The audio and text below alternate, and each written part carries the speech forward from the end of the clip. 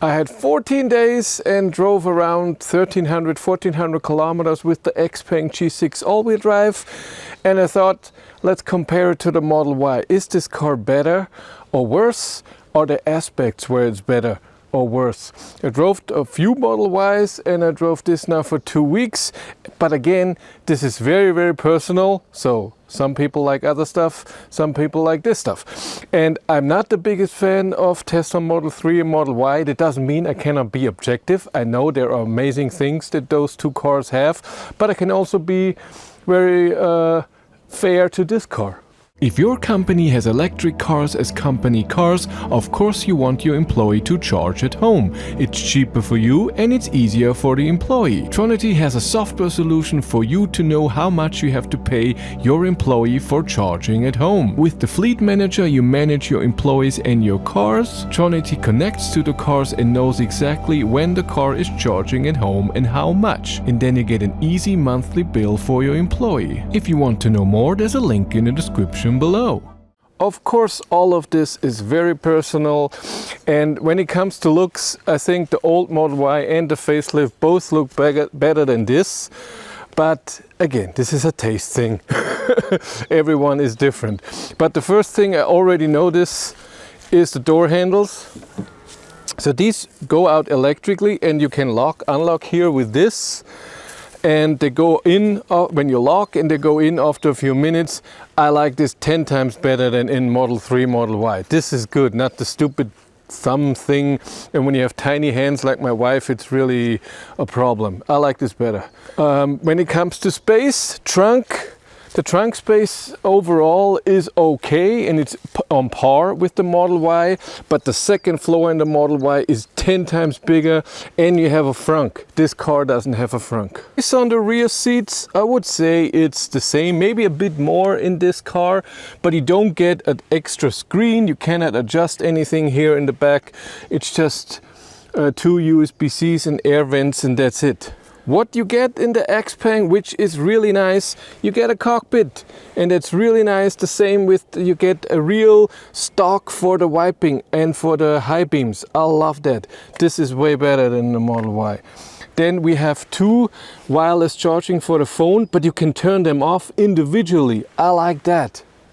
Let's get to driving. So this car, all-wheel drive performance, has a lot of power, and it's a bit more than normal Model Y. Maybe not as much as the Model Y performance. I haven't driven the new one yet, but it drives really nice. When it comes to the suspension in the corners, really nice. Comfort, not extremely great, but Model Y isn't either. Yes, the new facelift is a bit better, but it's still not a comfortable car. It's still more on the sporty side. Then regen, really nice on this car. When you drive a bit faster, regen goes down, and that's nice when you drive extremely fast. But if you drive 130, 140, it is a bit weak.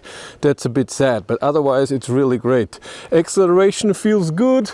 The steering is not as direct as Model Y, and it is when you steer at slow speeds, it's okay. When you drive faster, it gets a bit too stiff, the steering, and you can adjust it, but still in the lightest setting it's a bit too hard to steer for me. The Model Y is here a bit better, but overall the Model Y steering is too direct for my taste. Assist system, cruise control, they both have their problems. And I think they're both pretty much the same. So this car has one problem where when you put in a distance and you drive 130 in a corner on the highway, sometimes when the corner is too much, it thinks that the corner is a different car and it slows down. But Model Y had that too with a car on the other lane when I drive in a corner. So I would say it's the same. Steering assist. Yes, new autopilot with full self-driving is of course 10 times better than what this car can do. But on the highway and even on a country road, this steering assist is okay. The autopilot in Tesla that I have tested so far is not my thing at all. Because you cannot do something yourself. It fights you when you want to change what it's doing and turns off. And in both cars, by the way, you don't have resume. Sometimes it works here. So I brake and it turns off, and then I turn it on again, and it works, and sometimes it doesn't. I haven't figured that out. I think it has it, but I haven't figured it out how it works. But in a Tesla you don't have resume, so you get to the speed that you had before. The wiping and auto wiping, already said, there's an extra stock, is way better than in a Tesla.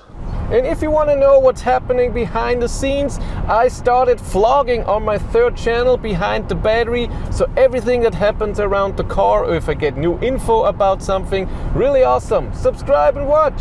The buttons on the steering wheel and the wheels, I find them better. You have, of course, more buttons. It's not just one button and then up, down, left, right and so on. You have 4 buttons around it, and you can press this and you can scroll on each side. And they work better and they feel better like in a Tesla. So I prefer this. The software overall, there are things that are great and there are things that are weird. When it comes to the trip data, that's totally stupid. So I have 4 different trips. I have since last charging, since start, drive A, drive B, but only since start has time and average consumption, and it only has it here. And it always resets this trip every time you lock and unlock the car. So this is really annoying. I'm not a fan of this. Then the other problem is the heat. First of all, it reacts weird. So sometimes you put it just half a degree colder and then nothing happens, which is okay. And then 5 minutes later, it starts to blow air like crazy. It gets cold, you change it again, it gets hot. It's really weird. And then also when you want something with your seat, you have to press here, you have to press here, press here, and then you have seat heating, seat ventilation and steering wheel heater. Yes, when you scroll down you have steering seat heaters and seat ventilation here as well, which is good, but steering wheel heater is only in here. And this here says in German, close all, is not closing this window. It means turn everything off that is on right now. But it's horrible to get there and to adjust stuff. The same for the climate, that you have to go in here and then change stuff. Then the other thing is, if the AC is off, it also doesn't heat. It's not just cooling. And then if you want your massage, which Tesla doesn't have, you have to go into settings, seat, massage, and then you have your massage. That's also so locked away in a menu, which is sad. And why is the steering seat heater and steering wheel heater not down here? Why do I have to go into a menu? That's a bit not that amazing. Yes, we have nice favorite buttons for the trunk and the charge port, and unfold the mirrors and stuff like this. And you can even turn off the overspeed warning, but it's not completely off. For the assist system, you always have to go into settings, assist, then you have to go down, then you have 2 lane assists, which you have to turn off and confirm. Then you have your tiredness warning, you have your assist, a driver attention warning, and then you have here this overspeed warning that you have to turn off here. Now it's really stupid to go so deep to turn this all off. The good thing is though, it stays off for the whole time until you lock the car. So if you drive 2,000 kilometers and you never lock the car, even if you get out and charge and close the car but don't lock it, it will always stay on, and this is awesome. Yes, you have the same cameras. The cameras look good, by the way. You have a lot of apps. You have Android Auto and Apple CarPlay, which you don't have in a Tesla. You still have a lot of apps and a store where you can download apps. I couldn't test them since this car doesn't have internet right away. You have to pay for it. The navigation is not so great. When you navigate to something, it's fine. The same with the voice command. It's okay, but not amazing. You have not just, you have here 4 that you can save. So home, work, and then 2 others that you can just save here. Something that's important that you can just click and it navigates there, which is cool. You can navigate somewhere and will select the charger from the network that you have selected. This is also cool. The state of charge at arrival is also very correct. That looks good. And but if you're doing a whole trip with multiple destinations, you cannot edit it, the destinations afterward. This is a bit problematic, so change the order or something. I haven't found that, and it's a bit complicated. The app I couldn't test because this car is like a Tesla. When you get the car, you cannot use the app by yourself. Tesla has to put that in, that you can use this car. And the same here with XPeng, but the Tesla press department does that for me. XPeng doesn't do that, so I couldn't use the app with this car, which is a bit sad.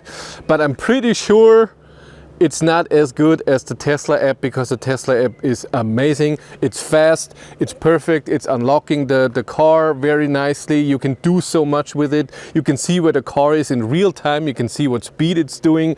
That's really awesome. But now, let's get to the biggest point, and this is consumption and range charging long distance.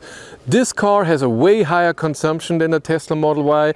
The Model Y is the best electric SUV when it comes to efficiency. Really amazing. Charging, on the other hand, Model Y is still 400 volt system, and you charge at a supercharger and you get 250 kilowatt peak only in the beginning. The rest is not that amazing. This car, like I said, higher consumption, so the range is not that amazing, but charging is incredible. This car, peak 450 kilowatt. So far, I don't have any charger anywhere in the area that could do that, but I got the maximum of 500 amp, so I get 330 kilowatt, and it is above 230 kilowatt until 79%. And then till 90% where it goes under 100 kilowatt. 10 to 80% on a 350 kilowatt charger takes 12 minutes, where the Model Y needs over 30 minutes, but you don't have to charge as long with a Model Y since you don't need as much range. 60% is fine where you charge 85% here, but still this is faster at 85% than a Model Y to 60%. So charging is amazing. So when it comes to long distance driving, I think they're pretty much the same. But you have to pay more for charging for this car. The charge port is something else. It's nice that I can unlock this in the car with the key. I have a real key, by the way, and I can do it here with a button and open it, but I still have to open this. And this is way better in a Tesla where I don't have this. But with a Tesla, can I open it here when I press it? I think I can. So Tesla wins here when it comes to the charge plug. And another thing, I had it 2 times with this car, once AC, once DC, where it didn't want to give me the plug. And you can stop charging in the car. You have an emergency release button. So a software thing to unlock the charge port so you can get the cable. Didn't work. I had to use the manual cord in the car, which is right there. I had to use this so I can get the charge plug. This is of course not a good thing, and I had it twice in one day.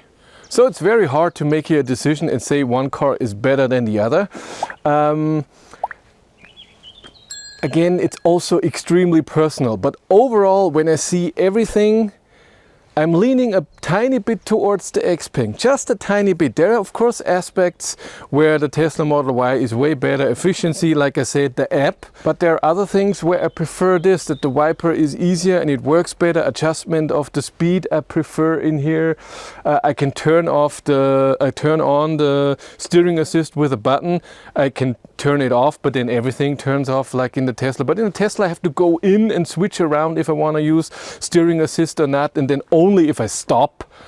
If it was off before, that's really annoying. I don't have that here. Assist system is easier to turn off in the Model Y, but still the speed limit warning is very easy. But the lane assist, you have to go into the settings. Here I have to go into the settings for everything, but then it remembers it till I lock the car. This is so amazing. I like that. Power is the same. Regen is a tiny bit better in the Model Y. Steering I find a bit better here.